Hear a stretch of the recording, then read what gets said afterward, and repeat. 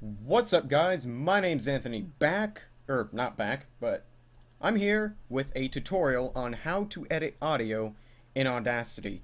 Now, this will make your audio sound nice and clear, and you won't sound like a garbled mess. So, first thing we're going to do, if you're watching this tutorial, you probably don't have Audacity, so just Google Audacity, and it'll be right here. Audacity, free, whatever. This looks like it could be a shady site. Don't worry about it. Just click download, download it, install it. You're good. Now, opening up Audacity. By the way, I am using Windows. It's not a Mac. Open up Audacity. This probably looks confusing to you, but don't worry. It's actually pretty simple. Now, this obviously is the record button. If you need to record your audio, just click it. Hey, you're recording immediately. Pretty simple, and you can listen to it back. Audio, just click it. Hey, you're recording immediately. Pretty simple, and you can listen to it. Okay, so since my microphone is pretty good, you don't pick up a whole lot of background noise. In fact, if you need to, I always do a test recording if I'm changing my settings or using a new mic. As you can see, the waveform, which is this blue up-down thing, that's how loud you are.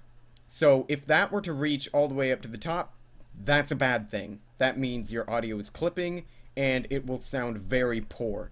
So if your audio is doing that, then instead of going into any settings or anything, right up here where you see this microphone, you just click it, and normally it's at 100, and you can see I'm maxing out the mic right now. Just talking normally. I'm talking as loud as I was doing over here. So if your audio is doing that, just click this and drag it back. You can do this while you're recording until it gets to a reasonable level like that. So that's how you do that.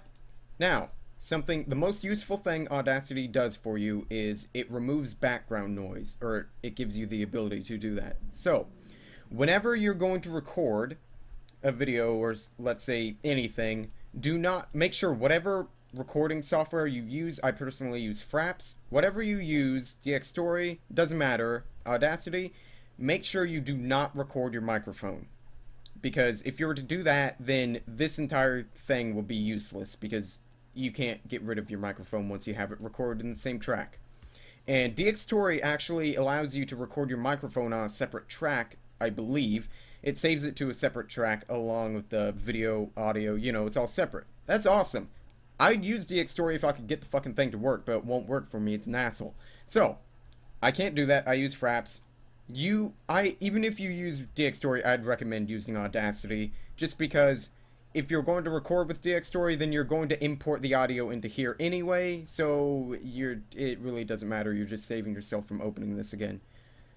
So, let's pretend I'm going to play a video, or play a game. In fact, why don't I just play a game? Let me go ahead and do that right now. Okay, the game I have open right now is Resident Evil 4. It doesn't matter, whatever. I have Fraps open, so whatever you use to record, it doesn't matter. This will work with anything. So, first of all, you hit record.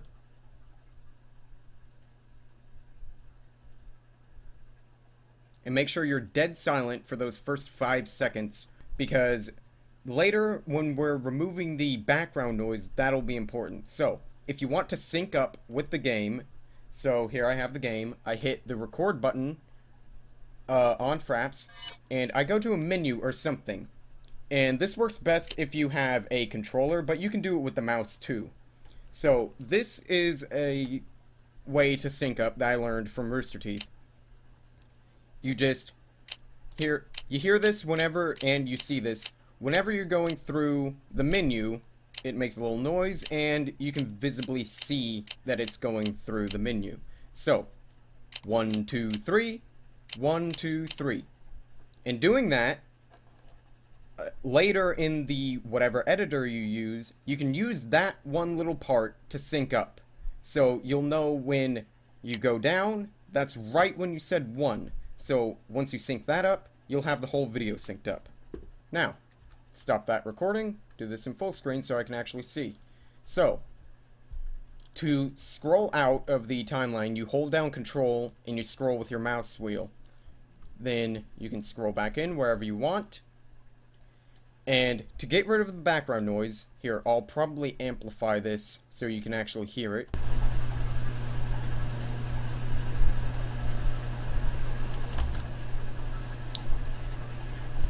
Okay, so to get rid of the background noise, just hold this, select all the quiet part right there, then go up to Effect, go all the way down to Noise Removal, click on Get Noise, then just click here, or you can hold down, or you can press Control A to select all, then go back up to Effect, go back to Noise Removal, and by default, it will be set to 24.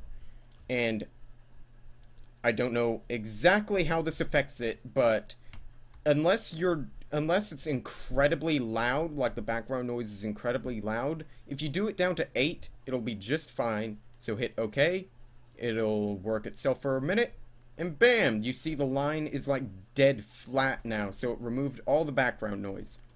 Now, and make sure you're dead silent for those first 5 seconds. My voice is kind of quiet, so what I also do is EQ, and this just gives your voice a little bit of bass, so it sounds like deeper and whatnot. If you're a woman, you don't really need to do this. In fact, it'd be kind of weird if you had a deep voice on whatever video you're making.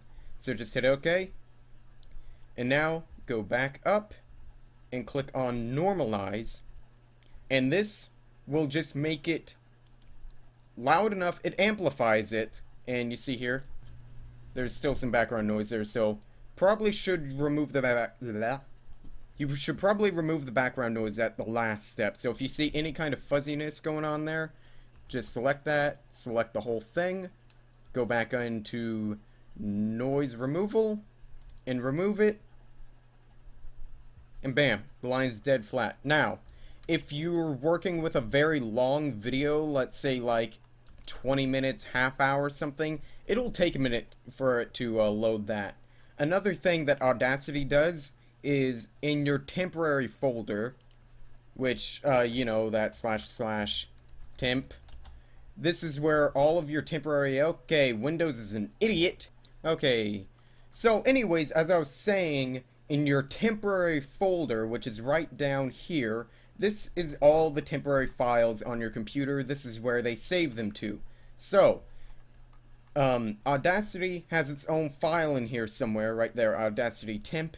And if you're working with a large, like, recording, this number will become huge. It will save an enormous amount of data here.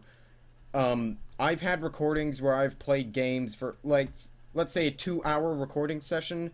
It'll save, once you have this all edited, it'll take up about 10 gigabytes of room in there. So that's something to keep in mind. Make sure you have plenty of room on your disk when you're doing this, though you should have plenty of room if you're recording something. So once we have all that done, hold down Control, Shift, and E to bring up the export menu.